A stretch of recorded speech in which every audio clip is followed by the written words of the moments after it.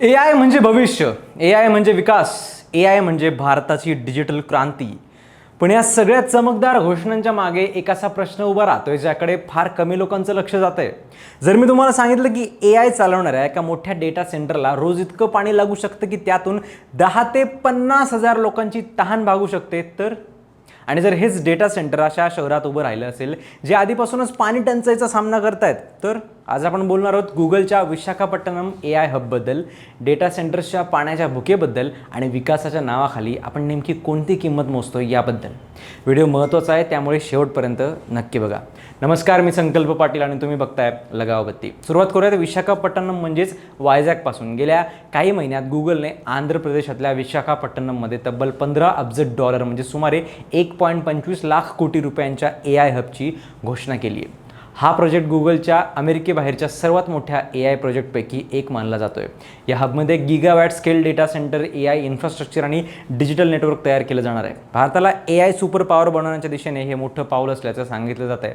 पण इथूनच वादाची सुरुवात होते, कारण वायझॅक आणि त्याच्या आसपासचा परिसर आधीपासूनच पाणी टंचाईचा सामना करणारा भाग मानला जातो. काही स्थानिक रहिवासी, शेतकरी आणि पर्यावरण कार्यकर्त्यांनी चिंता व्यक्त केली आहे की एवढ्या मोठ्या डेटा सेंटरसाठी लागणारं पाणी आणि वीज लोकल रिसोर्सेसवर प्रचंड दबाव निर्माण करू शकतं.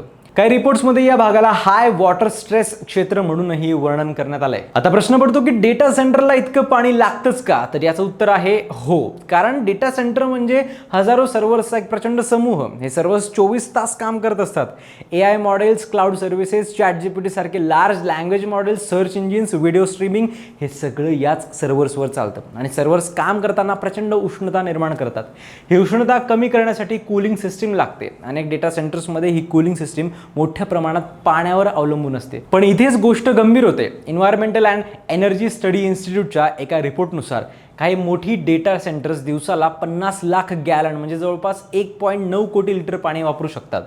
हे प्रमाण साधारणपणे 10 ते 50 हजार लोकसंख्या असलेल्या शहराच्या डेली वॉटर युजेस इतकी असू शकतं. म्हणजेच एका बाजूला लोक पाण्याच्या टँकरसाठी रांगेत उभे असतील आणि दुसऱ्या बाजूला AI सर्व्हर्स थंड ठेवण्यासाठी लाखो लिटर पाणी वापरलं जाईल. अशी परिस्थिती निर्माण होण्याची भीती व्यक्त केली जाते आत्ता. पण ही फक्त भारताची समस्या नाही आहे. संपूर्ण जगातच AIच्या वाढत्या वापरामुळे डेटा सेंटर्सची संख्या झपाट्याने वाढते. नुकत्याच पब्लिश झालेल्या संयुक्त राष्ट्रांच्या एका रिपोर्टमध्ये इशारा देण्यात आला आहे की AIमुळे 2030 पर्यंत डेटा सेंटर्सचा वीज आणि पाणी वापर जवळपास दुप्पट होऊ शकतो. म्हणजेच AIचा विकास जितका वेगाने होतोय तितक्याच वेगाने पाण्यावरचा दबाव सुद्धा वाढणार आहे. यामध्ये आणखी एक धक्कादायक गोष्ट आहे. पृथ्वीवरच्या एकूण पाण्यापैकी सुमारे 97% पाणी खारट आहे. फक्त 3% पाणी गोड आहे आणि त्यातलं एक खूप कमी पाणी माणसांच्या वापरासाठी सहज उपलब्ध आहे.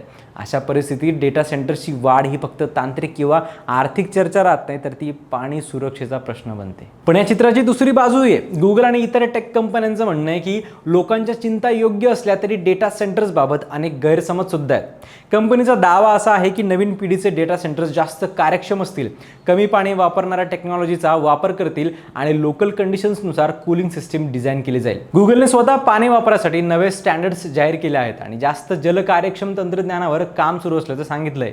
यामध्ये direct to chip cooling, liquid cooling आणि इमर्जन कूलिंग सारख्या नव्या तंत्रज्ञानाचा उल्लेख केला जातो. पारंपरिक पद्धतीपेक्षा या प्रणाली कमी पाणी वापरू शकतात. मायक्रोसॉफ्ट सारख्या कंपन्या तर भविष्यातले AI डेटा सेंटर जवळपास पाणीमुक्त कूलिंगवर चालवण्याचे प्रयोग करतायत. म्हणजेच प्रश्न AIचा विरोध करायचा की समर्थन करायचा असा नाहीये. प्रश्न आहे संतुलनाचा. कारण भारताला AI मध्ये पुढे जायचंच आहे. डेटा सेंटर्स लागणारच आहेत. डिजिटल अर्थव्यवस्था वाढणारच आहे. पण त्याच वेळी पाणी, वीज, जमीन आणि पर्यावरण यांचाही विचार करावा लागणार आहे. कारण AI सर्व्हर्स बंद पडले तर सिस्टीम थांबेल, पण पाणी संपलं तर जीवनच थांबेल. कदाचित पुढच्या दशकात भारतासमोरचा सर्वात मोठा प्रश्न हा AI विरुद्ध मानव असा नसेल, तो असेल विकास विरुद्ध संसाधनांचं संतुलन. आणि विशाखापट्टणममध्ये उभं राहत असलेलं हे AI हब त्या मोठ्या चर्चेची फक्त सुरुवात असू शकतं. तुम्हाला काय वाटतं? भारताने AI डेटा सेंटर्सचं स्वागत करावं का, की आधी पाणी आणि पर्यावरणाचा सखोल विचार व्हायला हवा? तुमचं मत कमेंटमध्ये नक्की सांगा आणि सबस्क्राईब करायला लगाव बत्ती.